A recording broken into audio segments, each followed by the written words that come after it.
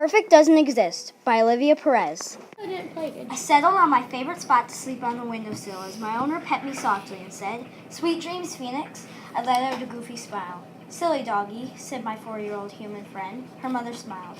"This is our normal routine. I hope it stays that way." Just then, I was sound asleep. I dreamed about everyone calling me smart. Everyone but my owners loved me for being smart. I could write a book, solve equations. The only thing I couldn't do was talk. But I like it that way. It was both a blessing and a curse. This dream was a nightmare about my weakness. I hate it when people are only ever calling me smart, nothing else. There is only one family that doesn't, my family. I woke up when a blast of air landed in my face. Before I could realize what was happening, I was grabbed and knocked out. I opened my eyes and found myself somewhere else. I blinked and hoped when I opened my eyes I would be back home. It didn't work. The thief handed me a piece of paper and said, "Do my son's homework, now!" I refused. Maybe I shouldn't have done that, I thought. The thief slapped me.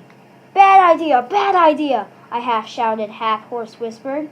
I grabbed the paper hopelessly. When I finished, he said, "This is nothing like my son's handwriting. Do it again." It took me 50 tries to get his handwriting exact. He picked it up and handed me a stack of paper. "Now do my work." I whimpered, but I didn't want to get slapped again. He slapped me anyway. "I hope this doesn't go on for long," I said in a hoarse whisper, still in pain from the first slap. This went on for about a month, and one day I was wincing in pain and decided I've had enough. I lunged my hurt body to the windowsill and jumped out, not realizing how long of a fall it was. I landed flat on my leg. "I think I broke it," I thought. A shockwave of pain landed in my leg, and there I laid unconscious on the ground. Woke up in an animal hospital with a nice lady smiling at me. I smiled back hugely, happy to have something to smile about again. "You're funny," said the lady. That's the first time anyone besides my truthful owners gave me a compliment that wasn't, "You're smart." I guess I was wrong about judging, I thought. I sat up, and my 4-year-old friend was smiling at me. "Silly doggy," she said. My smile was bigger than ever. Suddenly, I felt 1,000 times better than before. "All set?" her mom asked. She picked me up, and life was just the same as it always was. The end. My name is Olivia, and I'm the author of Perfect Doesn't Exist.